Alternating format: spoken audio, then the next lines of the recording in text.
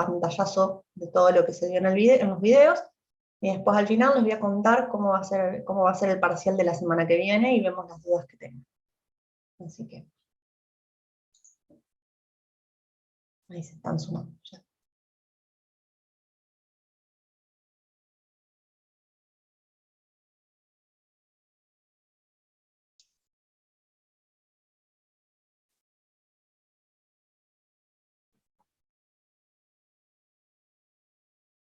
¿Pudieron ver los videos de oxígeno o no? Igual queda para después del parcial, pero bueno, hoy vamos a hacer como un repaso, después mírenlos en detalle los que no lo pudieron ver. Pero bueno, sí, la idea es que nos vayan viendo, así, porque ya después, la semana siguiente, después del parcial, vamos a ver el tema agua, y ya no vamos a retomarlo. ¿Entra hasta hidrógeno? Entra hasta hidrógeno, sí, hasta hidrógeno, y el TP de hidrógeno incluido. ¿Y qué más? Ya les habilitamos el anexo de hidrógeno, todavía no, pero hay un anexo que está ahí con la parte de hidrógeno, que ese no entra. Entran los dos anexos, todos los... Profe, ¿y el cuestionario? El cuestionario de hidrógeno, ¿ustedes ya vieron el TP?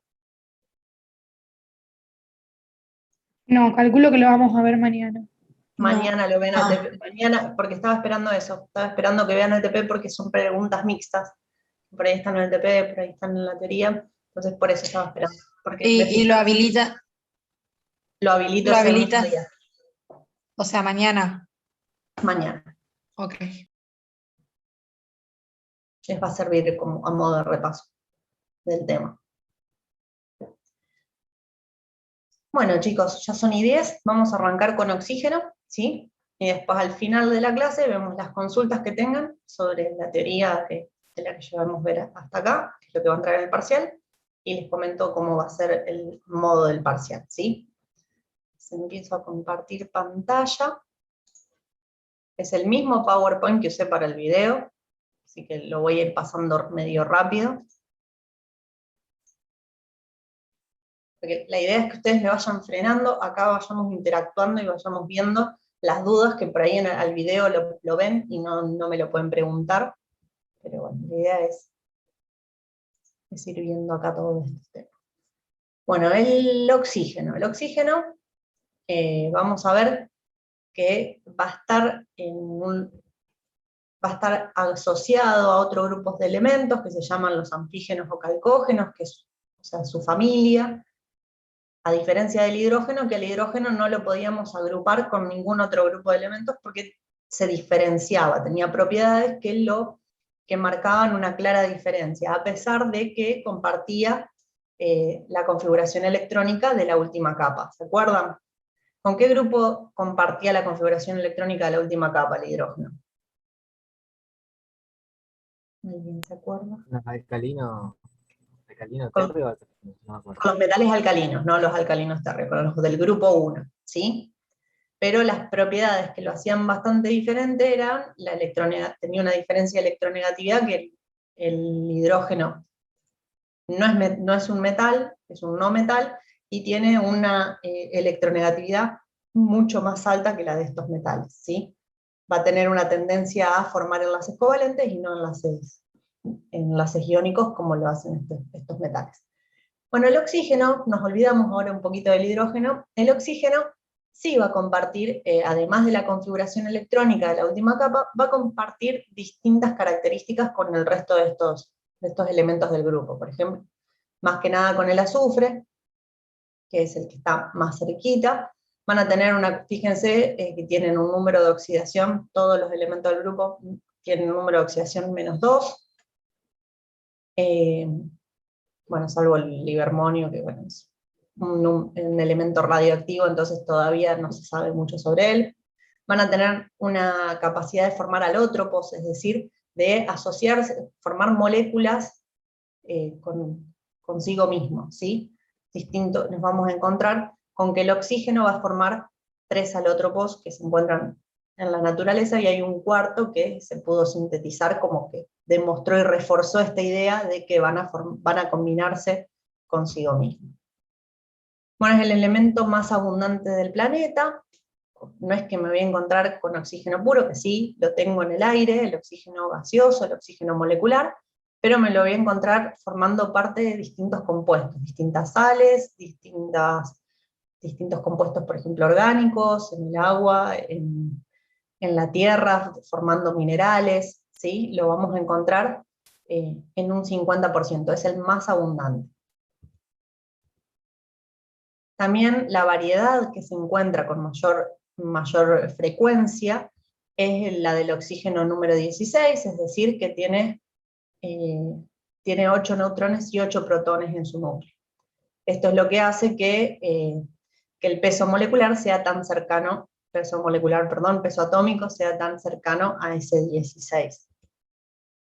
Bueno, lo que les decía de la alotropía, el oxígeno, si bien el que nosotros hablamos y el que se usa mayoritariamente va a ser el oxígeno molecular, cuando uno hable de oxígeno en particular siempre se va a estar refiriendo a este porque es el más abundante y es el más común, es el que estamos respirando y se encuentra en el aire en un 21% volumen en volumen, ¿sí?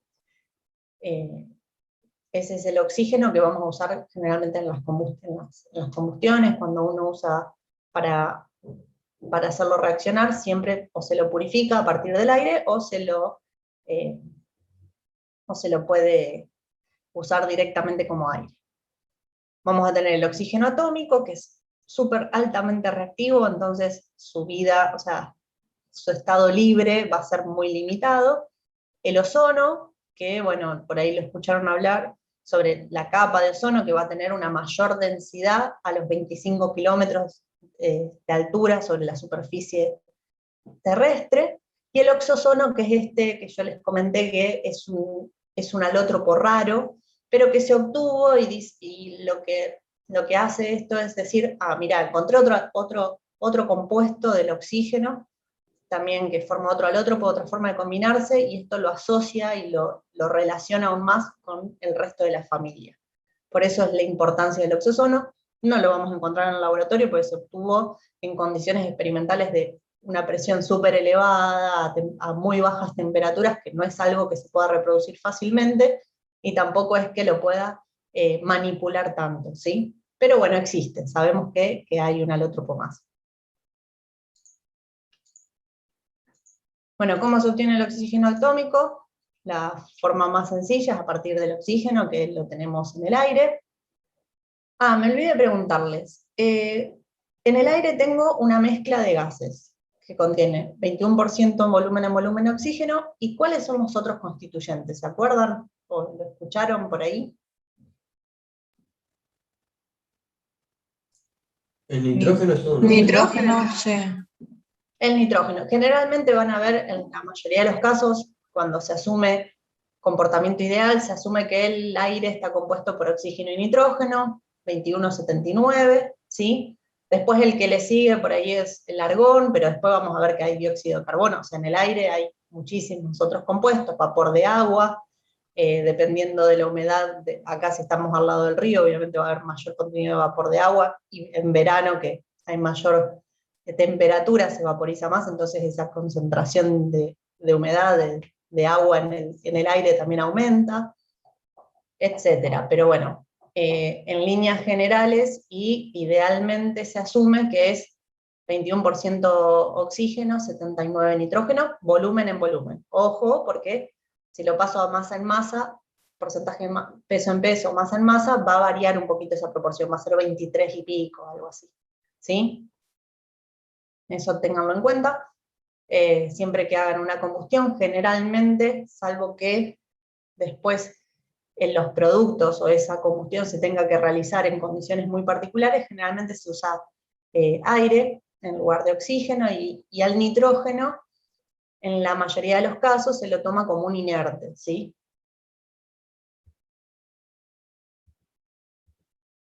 Bueno, vamos a ver las propiedades físicas del oxígeno molecular. Vamos a ver que la densidad relativa respecto del aire, fíjense que es un poquito mayor. ¿Cómo calculo la densidad relativa? densidad del oxígeno puro, dividida la densidad de la mezcla aire. ¿Cómo se obtiene la densidad de una mezcla de gases? ¿Se acuerdan por las propiedades? Si yo tengo este gas, el aire lo asumo como un gas ideal. ¿Y cómo calcularían ustedes Con cuál es? con la ecuación Sí, de los gases ideales, ¿no? a partir de la Sacando- ecuación de los gases ideales, sí, sí.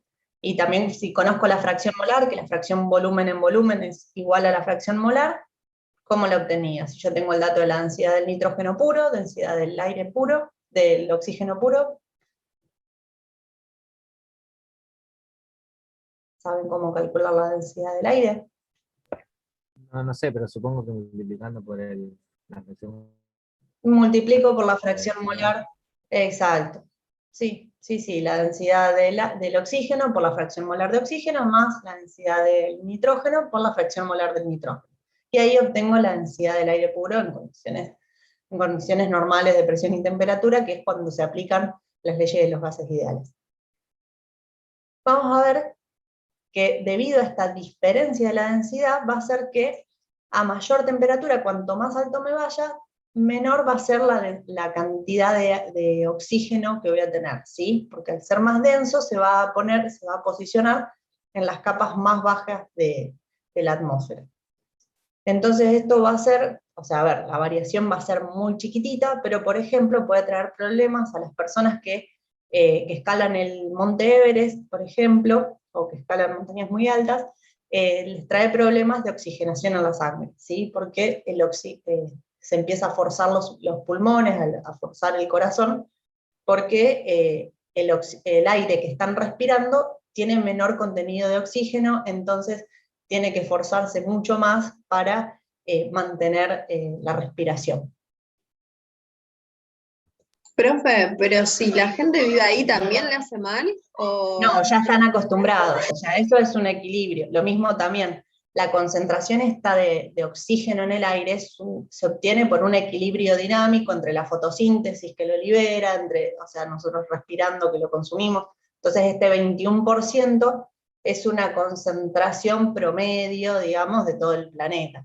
Pero va variando. Lo que pasa es que vos si entrenás, viste cuando van los jugadores de fútbol a jugar en altura, que hacen una adaptación y todo eso, y la adaptación tiene que ver con esto, con que a mayor altura hay menos oxígeno, una menor concentración de oxígeno, y si vos estás haciendo un deporte de alto rendimiento, imagínate que siempre requerís más, consumís mucho más oxígeno, porque por la misma respiración, entonces tenés que tener este tipo de adaptación.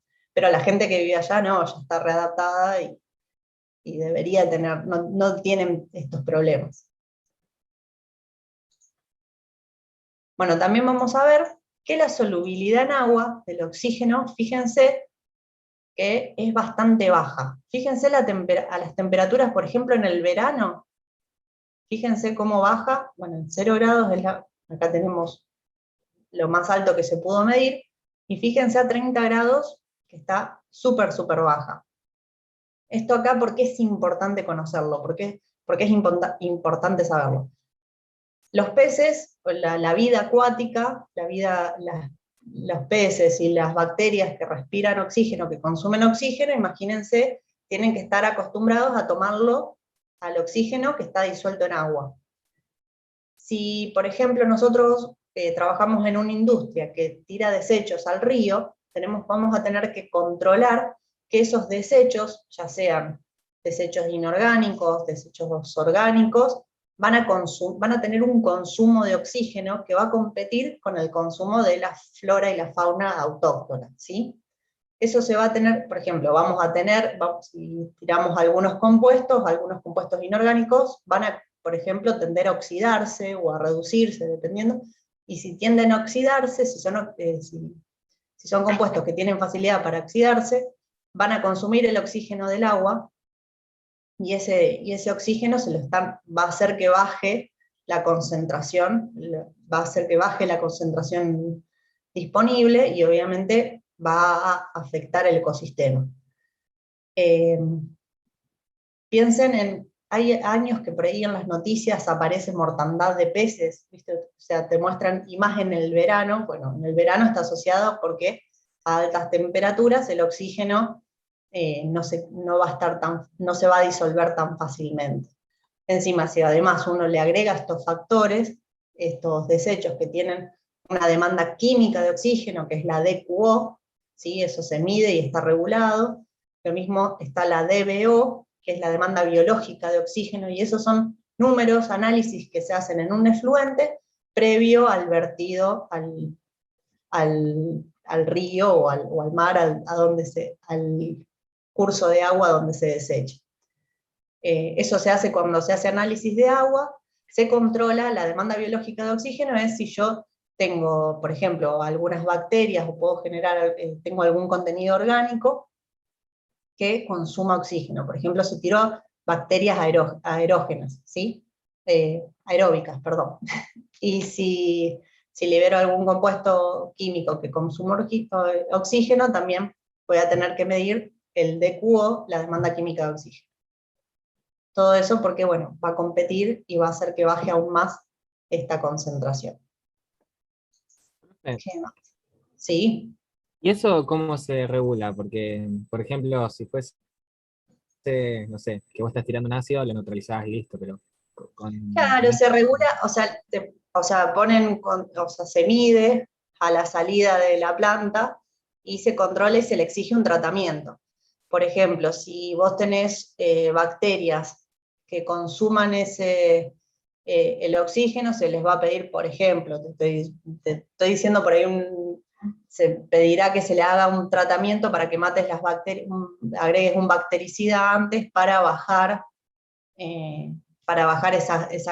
esa cantidad de bacterias y que te permita desecharlo. O sea, todo eso se mide antes del vertido y se proponen distintos tipos de tratamientos antes. Es eso lo que se puede hacer.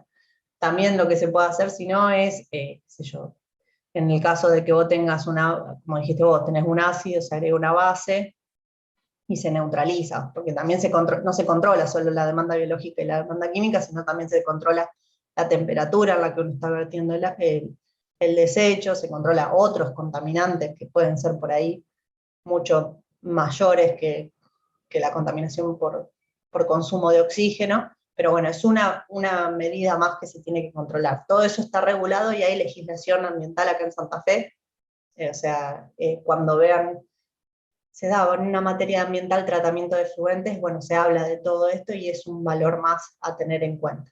La idea es que acá les quede es por qué se controla eso y que sepan que, bueno, que se tiene que controlar.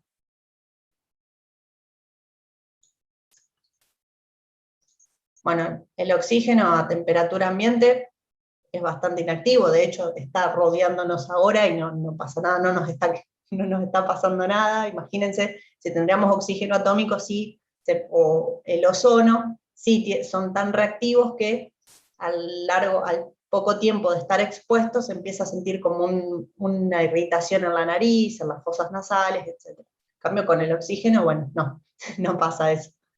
Necesitamos un catalizador o alta temperatura para que empiece a reaccionar y formar los múltiples compuestos que forma. Siempre que hablemos de combustión, generalmente se tiene que especificar el combustible, pero el comburente es el oxígeno. ¿Y qué más? Bueno, los métodos del laboratorio los van a ver cuando lo vean en el laboratorio, eso les pasamos rápido. Uno de los métodos de obtención es la electrólisis del agua. Cuando vimos para obtención de hidrógeno, fíjense que es la misma reacción, nada más que ahora nos interesa el otro producto. Vamos a tener dos productos que los vamos a tener que tener separados porque uno es el comburente, el otro es un combustible. Si hay una chispa, combinados se puede producir una explosión, ¿sí? Entonces hay que ser muy cuidadosos. De hecho, cuando trabajemos en el laboratorio, van a tener que tener ciertas precauciones a la hora de liberar oxígeno, ¿sí? Liberar oxígeno de hidrógeno. El método de obtención en la industria, por excelencia, es a partir de la destilación fraccionada. Esto lo que se basa es en la diferencia que existe, toma como materia prima el aire, y lo que hace es basarse en la diferencia del punto de ebullición entre el oxígeno y el nitrógeno. Fíjense que el punto de ebullición del nitrógeno está 12 grados, 13 grados por debajo del oxígeno, ¿sí? Entonces el oxígeno ya se va a empezar a licuar y el nitrógeno va a permanecer en estado gaseoso. Son 12 grados nada más de diferencia, pero en ese rango de temperaturas, entre los 183 y los 195 grados, 95 grados bajo cero, yo voy a poder tener oxígeno líquido y gas nitrógeno, que lo voy a poder separar por arriba, por el tope de una torre, ¿sí? Entonces esto me permite obtener un oxígeno de muy buena calidad, bastante con una elevada pureza. Otro tipo de separaciones, usando filtros moleculares. Estos filtros actúan por adsorción con D, ¿sí? Retienen en sus superficies, generalmente son sustancias que tienen una gran superficie, son sustancias porosas que tienen mucha área superficial, ¿sí? Y esta elevada superficie hace que queden retenidos, quede atrapada la molécula, de manera, por ejemplo, hago pasar aire a través de este filtro, lo hago pasar a este aire, lo voy a hacer pasar a una elevada presión, y va a salir, va a quedar retenido selectivamente, dependiendo de qué filtro use, va a quedar retenido o el oxígeno o el nitrógeno, permitiendo el paso libre del otro gas. ¿Sí? Y si yo, para regenerar este filtro, porque lo que se hace, generalmente se usan dos lechos en paralelo, ¿sí? Primero hago pasar por uno, a alta presión, y el otro lo estoy regenerando, el otro lo voy a regenerar aplicando vacío, ¿sí? Bajando la presión, voy a liberar el gas que quedó retenido, y así lo puedo recuperar, puedo volver a utilizar este filtro. Esos son los dos métodos industriales que se están utilizando para obtener el oxígeno a partir del aire puro. Bueno, se lo utiliza, los usos industriales son para siderurgia y en sopletes de corte. Siderurgia es para obtener aceros de alta calidad, es para oxidar más que nada el carbono que puede estar contenido en el hierro. En química, para la fabricación de distintos ácidos, peróxidos, etc. ¿Sí? Los no industriales son todos estos. Fíjense, para tratamiento biológico de aguas residuales generalmente es porque las bacterias que generan el olor en las aguas residuales son bacterias anaeróbicas, ¿sí? Son las que liberan el sulfuro de hidrógeno, que es ese olor a huevo podrido, y cuando a esas bacterias uno les pone oxígeno, les pone aire, esas bacterias empiezan a aparecer otro tipo de bacterias, y esas bacterias tienden a morirse. Entonces lo que se hace es simplemente airear el agua, agregar, infiltrar oxígeno. Tratamiento terapéutico con máscaras de oxígeno, ahora con el tema del COVID, se está usando muchísimo, para el tratamiento domiciliario, para el tratamiento de esa enfermedad, el uso terapéutico del oxígeno, en estos casos está la demanda de oxígeno con una alta pureza, está muy en auge.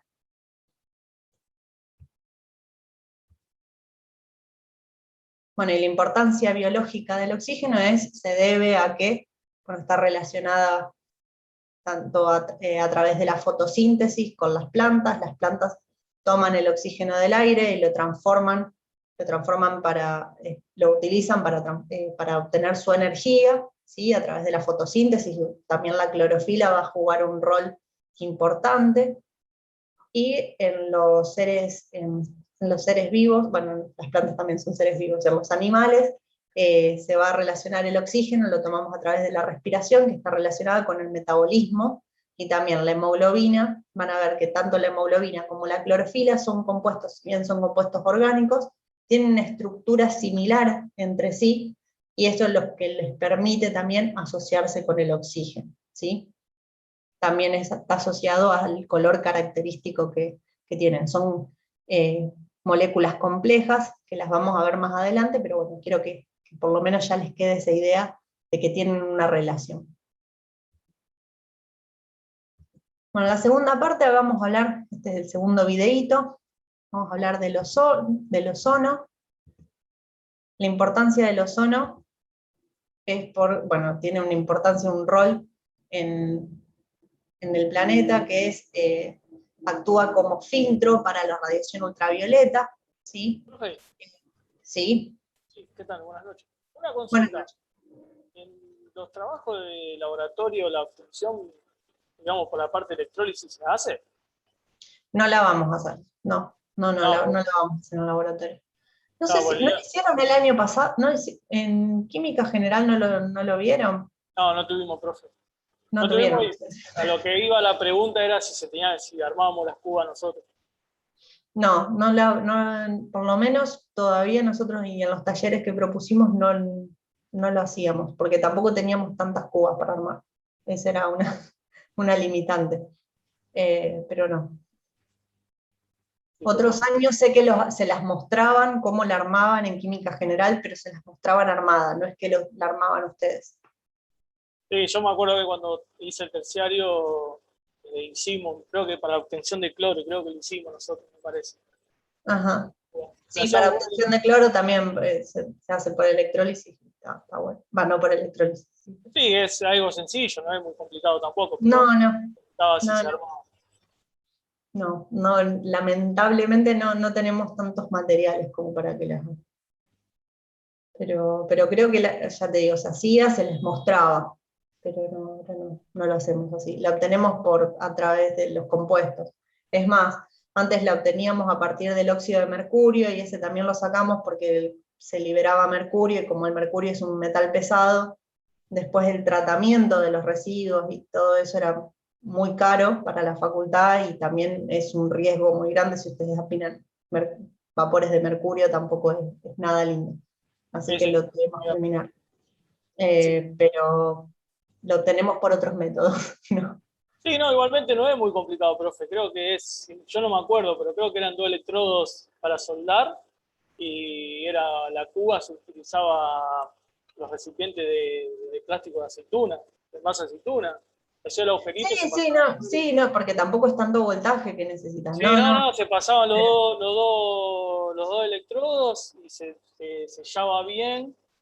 No me acuerdo el producto que se le ponía y después se ponía agua demineralizada y se utilizaba, o sea, no era muy complicado, digamos. No es tan complejo, pero lo que no se hacía era porque no teníamos por ahí los elementos o algo de eso, pero por ahí para más adelante, no sé, ustedes no creo, pero por ahí más adelante, este año esperemos poder volver a los talleres y hacer los ejemplos. Está bien, profe, pero preguntaba porque está No, bueno. pero está bueno, pero está bueno. Me ha entretenido, digamos, el trabajo. Si lo hace con la cuba, está bueno. Está bueno, sí, la idea también es que vean la parte electrolítica y eso, pero electrólisis, pero bueno, más adelante. Para este año, lo lamento, no vamos a llegar, eso seguro que no.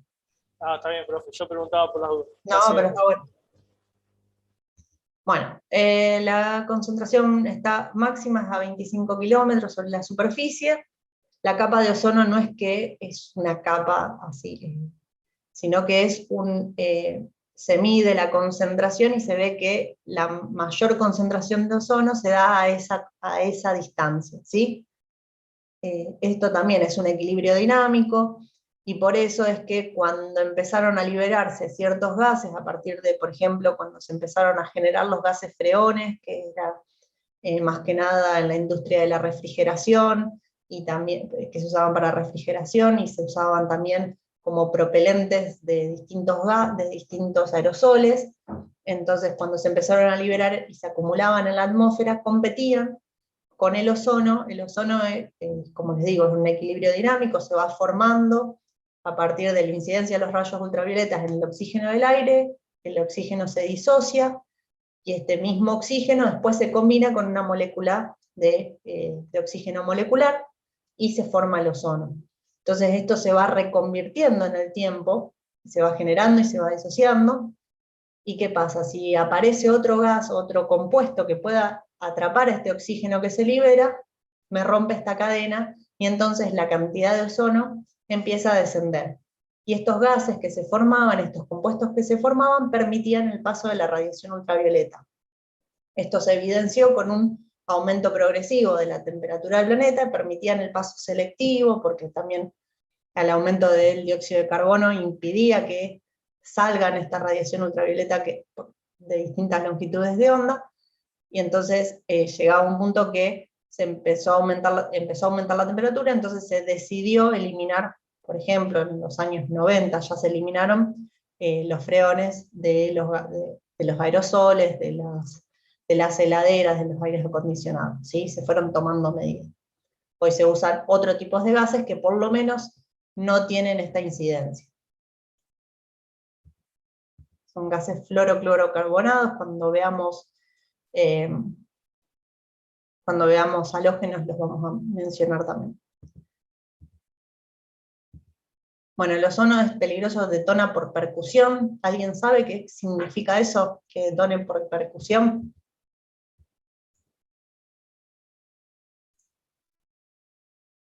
Percusión no es un golpe.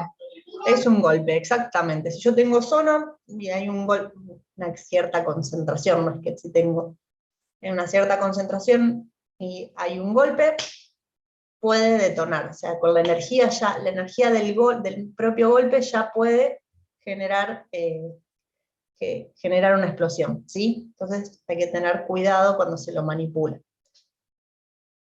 Vamos a ver que es un oxidante fuerte, tanto en medio ácido como medio alcalino. Fíjense, acá tenemos las ecuaciones de reducción, y puedo ver los potenciales. ¿Cómo me doy cuenta? ¿A partir de qué me doy cuenta que es un oxidante fuerte? ¿Comparando qué? ¿Qué tengo que mirar en la ecuación? ¿Se acuerdan de la tabla que vimos? Hidrógeno. Potencial, si es El positivo o potencial. negativo. Si es positivo o es negativo. Cuanto más positivo y más grande sea, más oxidante va a ser. Acá en este caso, ¿en qué medio va a resultar más oxidante? ¿En medio ácido o medio alcalino? Es medio ácido.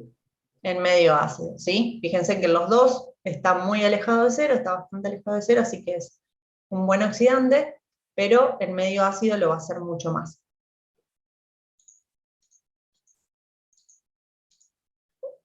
Me pasé. Bueno, a temperatura ambiente se va a ir, sí, A partir, ¿se escucha? sí, ahí sí. ¿A partir de qué potencial más o menos se considera grande, digamos? O sea, muy oxidante. Acá vamos a ver que después hablamos del agua oxigenada y está en 0,68. Eso depende de lo que tengas enfrente y depende del libro que vos detalles, ¿sí? Eso es bastante relativo.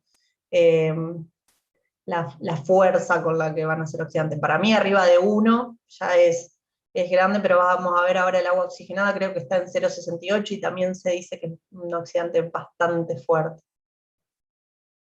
Pero eso sí, te lo vamos a ir diciendo, no hay como un criterio generalizado, así que te digan siempre, no lo encontré todavía. Claro, sí, sí. Bueno, también se lo relaciona, es uno de los componentes del ozono del smog fotoquímico, ¿sí? Por esta capacidad que tiene de que se forma a partir de la incidencia de la radiación ultravioleta sobre el oxígeno del aire. Vamos a ver que se regula también la concentración en la que se encuentra en el aire que estamos respirando. En el apunte de Álvarez, que ahí ustedes si ven en la descripción del tema, está el apunte de Álvarez, hacen clic arriba donde lo menciona el apunte, ahí ya lo cargamos. Ahí van a ver que tiene un gráfico y que les muestra, por ahí bastante impactante, porque es un estudio que hicieron para ver a partir de qué concentración de ozono en el ambiente y en función del tiempo de exposición, cuándo empezaba a producir daños irreversibles en la salud, incluso hasta la muerte, ¿sí? Se hicieron como, es un diagrama bastante fuerte si uno lo analiza, porque fíjense que ya acá les habla que 12 partes por millón ya produce la muerte en roedores, en unas pocas horas. En la metalurgia se usa mucho el oxígeno, se usan los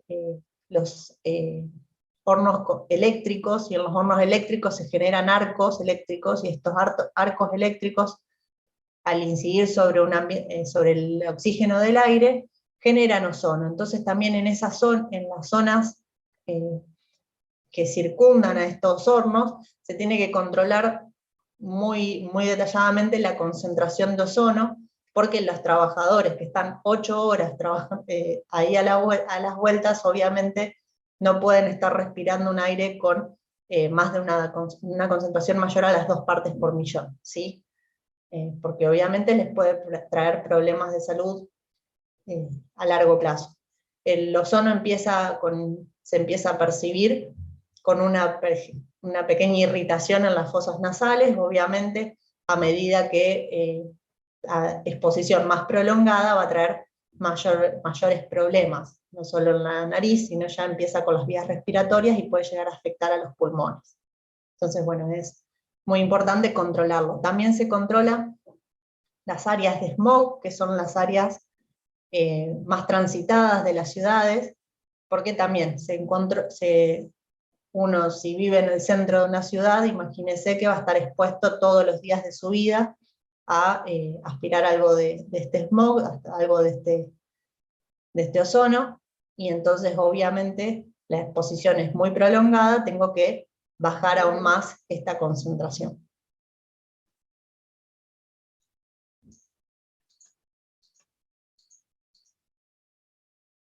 Bueno, la formación de ozónidos, bueno, vamos a verlo por arriba, ya los detallan en el video.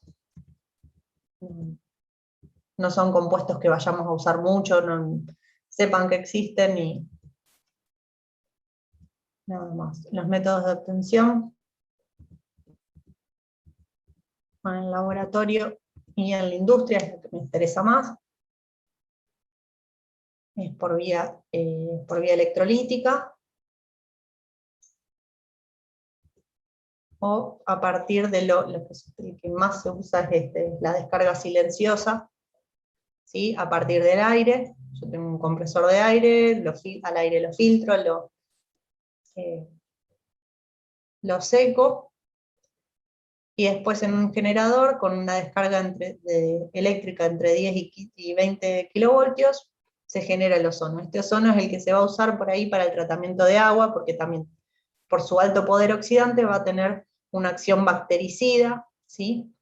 Y también para eliminar olores, y también una esterilización completa, elimina fenoles, microcontaminantes, todos estos son compuestos los fenoles, las sales ferrosas y todo eso pueden traer, por ejemplo, un mal olor o un mal sabor en el agua que se usa, por ejemplo, para producir las gaseosas, ¿sí? Generalmente se les hace un tratamiento que elimina todas las sustancias que pueden traer algún sabor asociado, y después se les agregan los colores y los sabores que se quieren poner en la gaseosa en particular.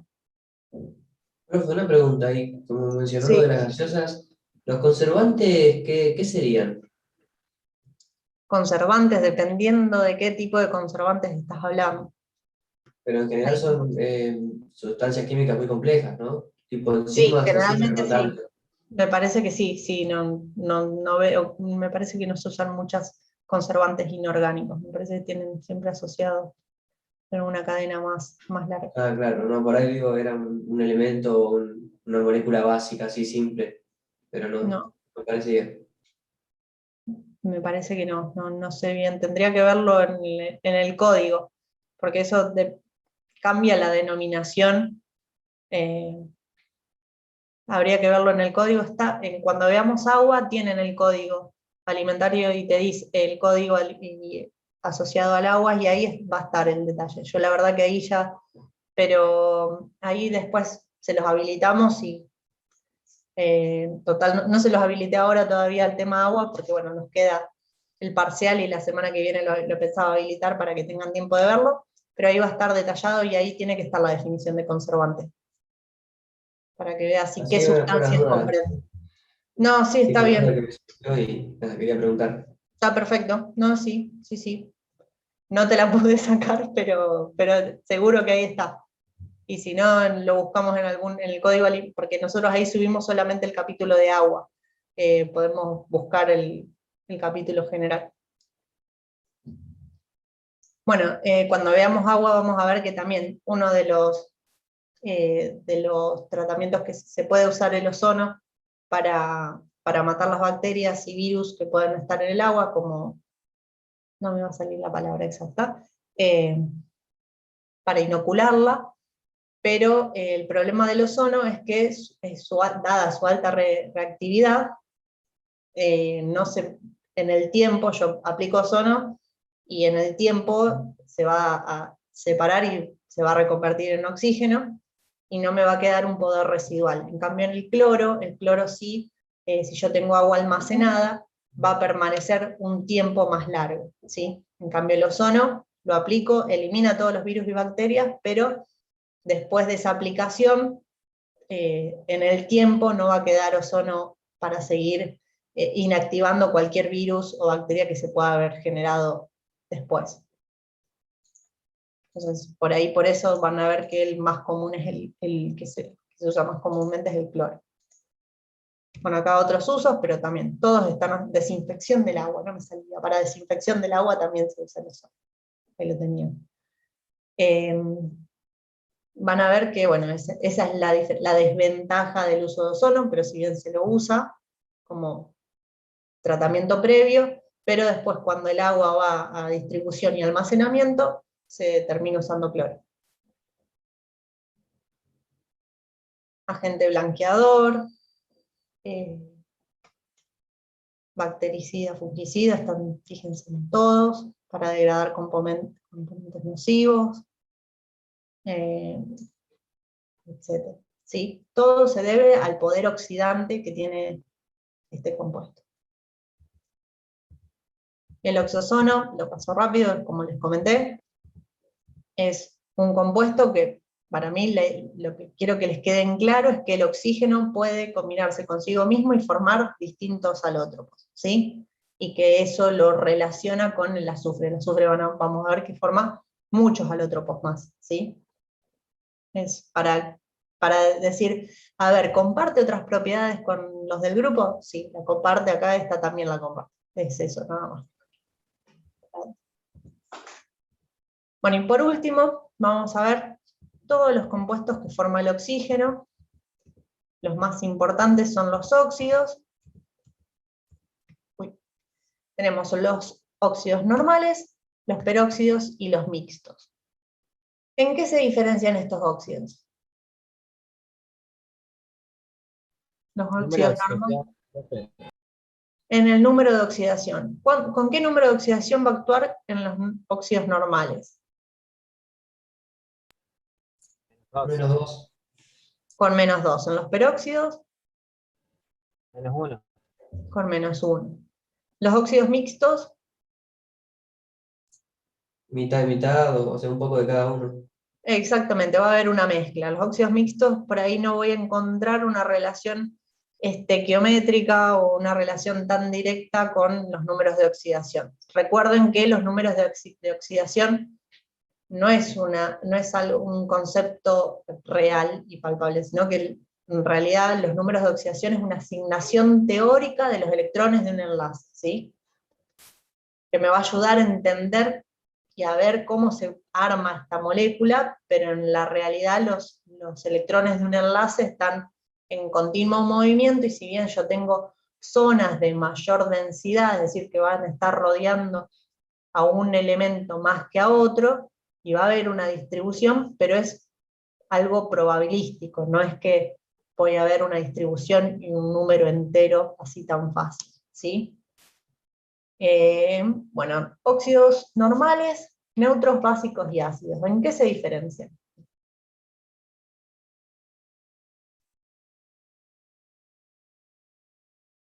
¿Cómo me doy cuenta? ¿Cómo los diferencio yo? Un óxido básico de un óxido ácido, por ejemplo. ¿Con qué los ¿Con hago metal o no metal? Porque está caliente. Exactamente, sí, muy bien. Si se combina el oxígeno con un metal, ¿qué tipo de óxido me va a formar? Un Básico. óxido neutro.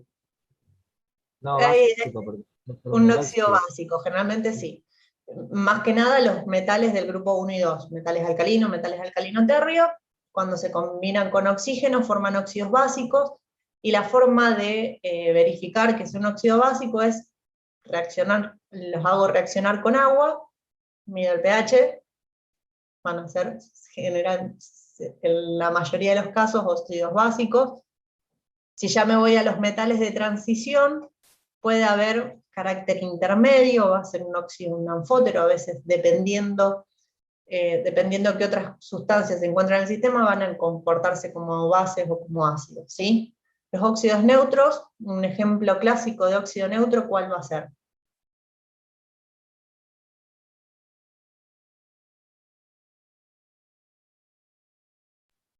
De carbono, Nadie. pues. ¿Cuál? Te escuché la Dióxido de mitad. carbono, puede ser. El dióxido de carbono no, es un óxido ácido.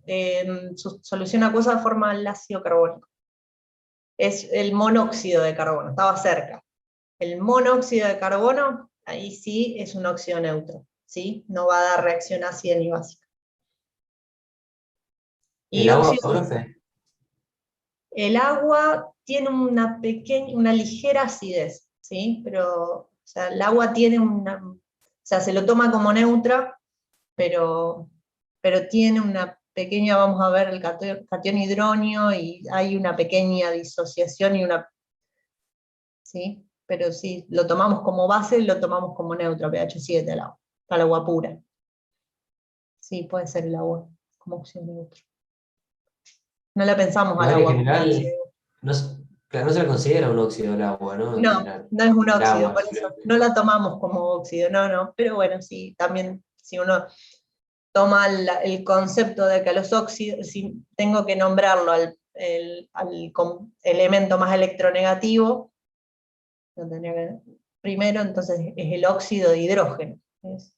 Pero bueno, el agua la vamos a estudiar aparte porque es particular. Así como el hidrógeno lo estudiamos solito, el agua también es un compuesto que, bueno, en el laboratorio, y por la cantidad que se usa y por cómo se la usa, vamos a estudiarla porque tiene sus particularidades.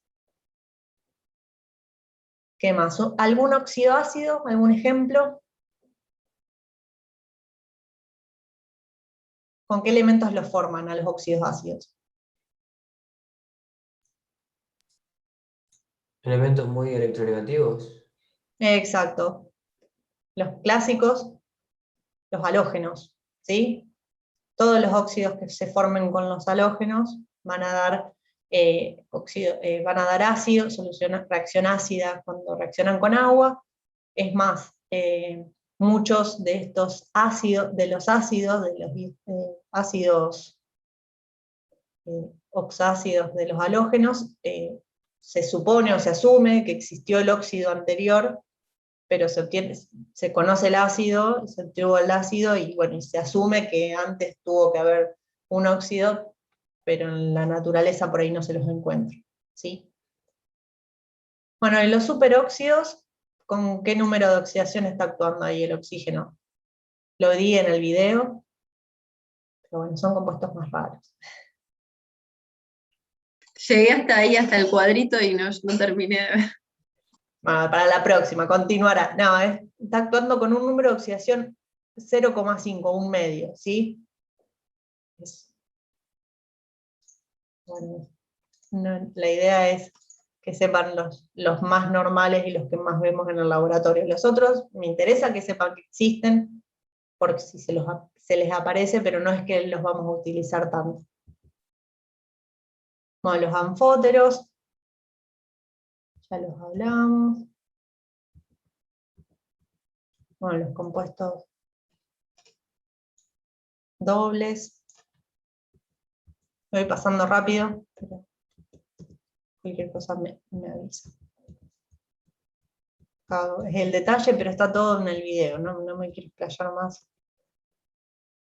Bueno, los no estequiométricos es cuando el oxígeno se mete, así como el hidrógeno tenía esa propiedad de colarse en la estructura cristalina de algunos compuestos que tienen estructuras cristalinas bastante holgadas, que ocupan un espacio, tiene un distanciamiento bastante grande. Bueno, el oxígeno también lo va a hacer. Entonces va a formar este tipo de compuestos y no vamos a encontrar una relación estequiométrica entre el oxígeno que se mide y lo que uno conoce o debe ser, o calcula a partir de la estequiometría. Bueno, y por último vamos a hablar del agua oxigenada, el peróxido de hidrógeno, porque también es un compuesto bastante importante.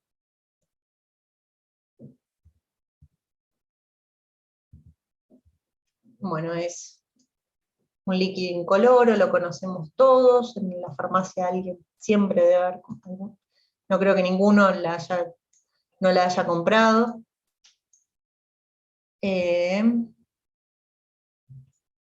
Es una molécula diamagnética,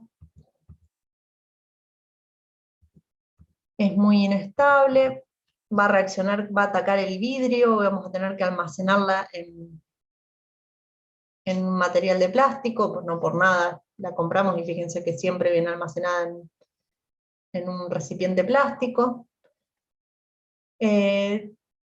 A concentraciones mayores al 74%, y entre 108 y 150 grados centígrados, adquiere carácter explosivo, ¿sí? Entonces esto va a impedir que se pueda determinar su punto de ebullición de forma exacta, ¿sí? Porque punto de ebullición, no lo sé, no lo tengo acá.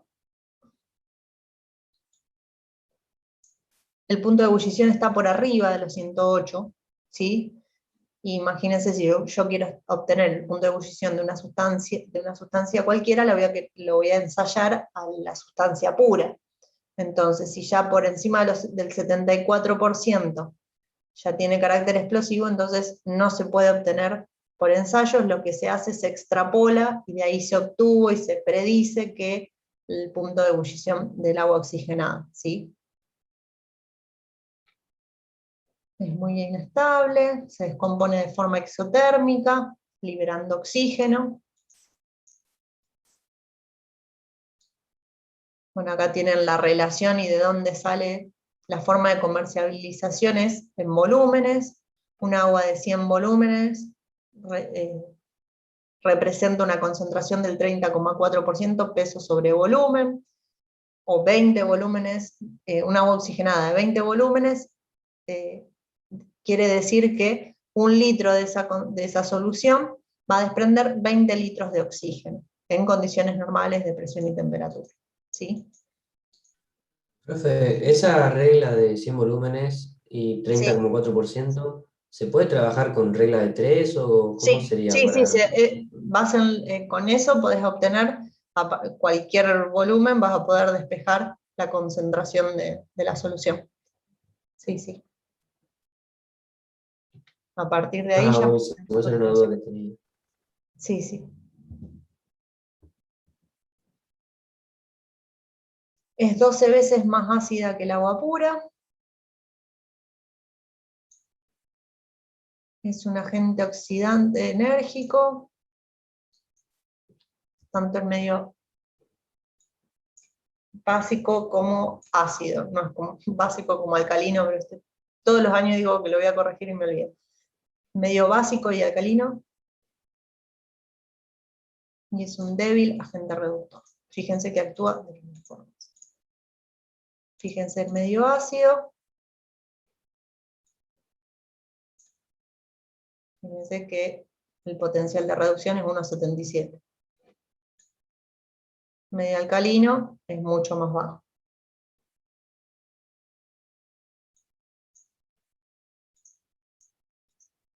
Con algunos ejemplos, lo paso rápido.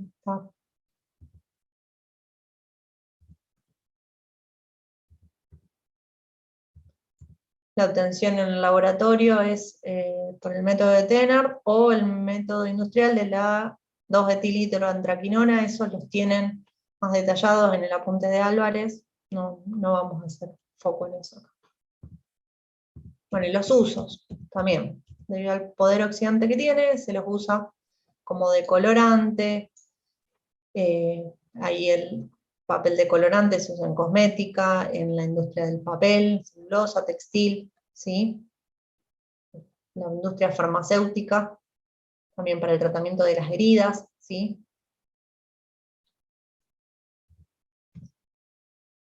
Que bueno, chicos, ese es el pantallazo general, miren los videos, y bueno, si tienen dudas, obviamente la próxima clase, no la semana que viene, la otra clase, los repasamos. Pueden compartir. Bueno, y ahora les voy a comentar sobre el parcial, tomen nota si quieren, a ver igual, a ver si les comparto pantalla. Total está oculto todo, no les va a aparecer. Van ustedes van a ir al curso, a compartir, todavía no lo habilité, eso lo vamos a habilitar la semana que viene. Les va a aparecer acá en el listado, les va a aparecer una pestaña que va a decir primer parcial de química inorgánica. ¿Sí?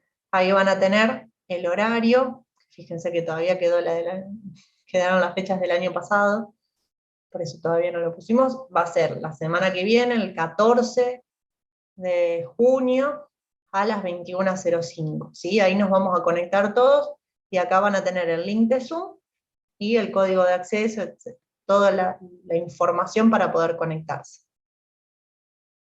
Que es la que ya va a ser este mismo link que usamos hoy acá, pero bueno, por las dudas, para que no se pierdan, lo van a tener ahí.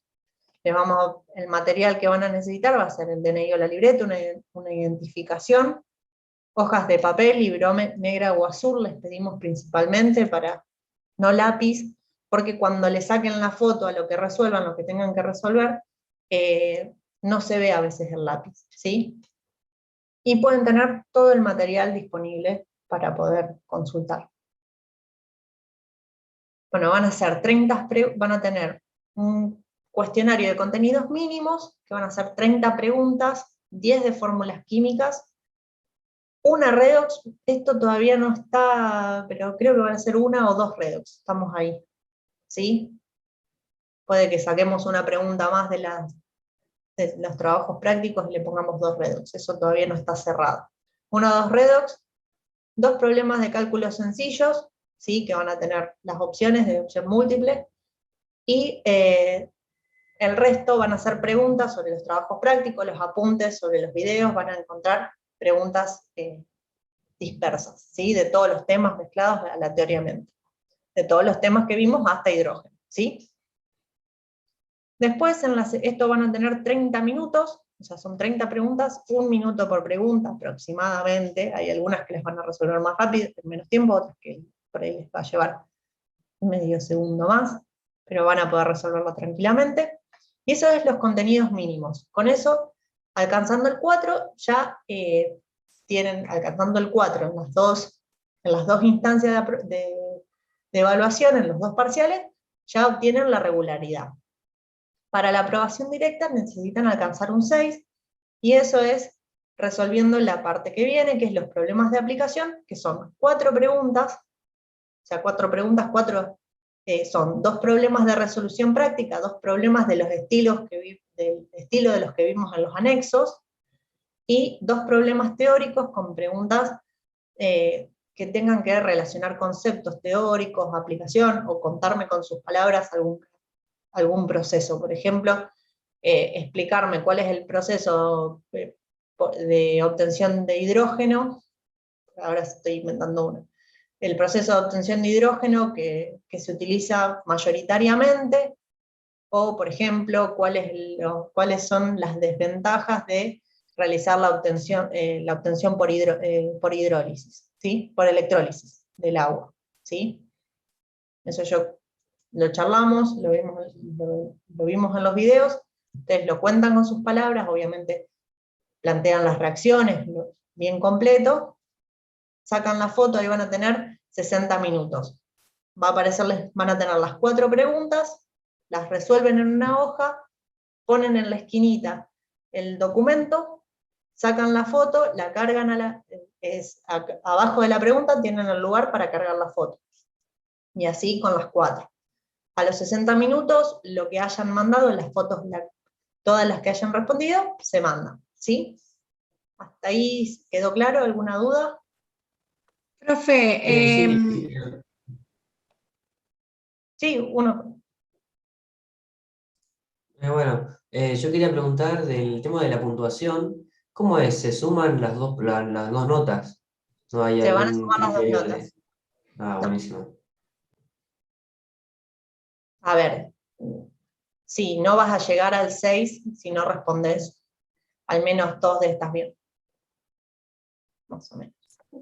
Claro, O claro. Pero bueno, preguntaba porque por ahí si falta, no sé, si con 2,50 te sacás en la primera parte y después lo puedes compensar con la segunda parte o algo así.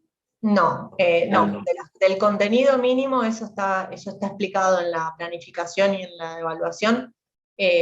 De contenido mínimo tenés que alcanzar sí o sí el 40% para la regularidad, y para la aprobación directa tenés que cumplir los contenidos mínimos, lo que se requiere para la regularidad, y aún más, pero no, no nos pasó nunca de que hayan sacado un 5 en los problemas de aplicación y del resto no hayan sacado ningún punto, ¿sí?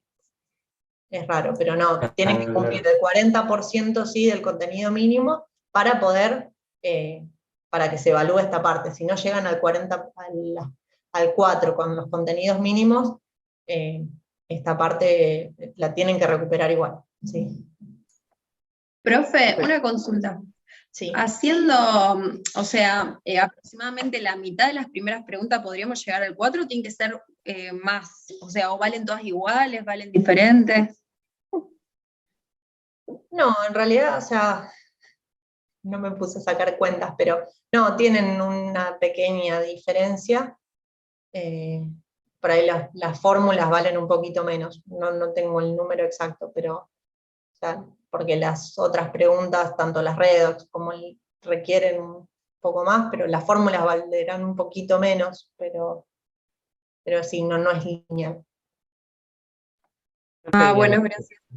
y en la primera parte no hay que subir ninguna foto, nada. O sea, las Nada. redox son Las ahí redox van a interactivas. tener las opciones ahí, la van a tener que balancear, porque para poder comparar las opciones disponibles van a tener que hacer el balance, no les vamos a pedir que lo suban. Son como las del año pasado. Son, no sé, en química general, cómo hice. Ah, o sea, pero digo, puedo usar el método que aprendí el año pasado, a eso me refiero. Sí, el método es el método del ion electrón, el método del año. Pueden usar el método que ustedes quieran, el del ion electrón es el clásico, y la mayoría de las reacciones son en fase acuosa, así que es el más apropiado. Sí, el Profe, método del año. el Sí, tema de la carpeta abierta, ¿es para la primera parte y lo de problemas de aplicación? para todo. Para todo, ok. Sí, porque en la segunda, ya te digo, van a tener que redactar, y también por el tiempo del que disponen, tampoco es que les va a sobrar tanto tiempo. La idea es que disponen de todo, tienen todo el tiempo, o sea, el tiempo está bien calculado para eso, para que no, o sea, si no lo saben no lo saben resolver, no es que se van a poder poner a leer no les va a dar el tiempo para ponerse a analizar y a describir todo en detalle. Pero Profe, sí y pueden el disponer. tema de los compuestos es, o sea, es como con todo lo que fuimos aprendiendo también en química general, porque este año así como muchos compuestos no dimos, o No, sí. no, no, porque siguen las mismas reglas. O sea, en el primer apunte tienen un montón de compuestos químicos, o sea, todos compuestos inorgánicos, obvio, los mismos, las redox, todos son compuestos inorgánicos, pero sí pueden ver, qué sé yo, sí, las reglas generales de nomenclatura de compuestos son las que se dieron en química general, y las que repasamos y las que usamos ahora.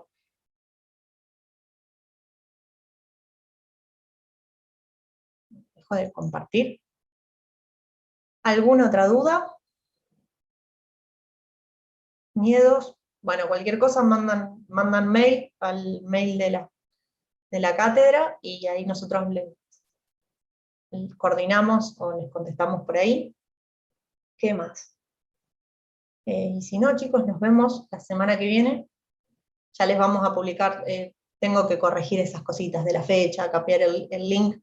Me había quedado un link viejo, así que lo tenemos que actualizar, por eso no lo compartimos todavía, y mañana les contamos a sus compañeros, así que mañana a la noche va a estar habilitada esa primera parte, no van a poder ver obviamente las preguntas, pero ya va a estar habilitado el link de acceso, que es este acá, es este mismo, ¿sí? Y nos vemos a las 9:05 de la noche. Bueno, chicos, si no tienen dudas, estudien mucho, repasen, esta la van a probar, ¿sí? Bueno, vemos. Eso espero, profe. Gracias, profe. Gracias. Chao, Nos gracias, vemos, profe. chao. Chao, chao. Chao, gracias.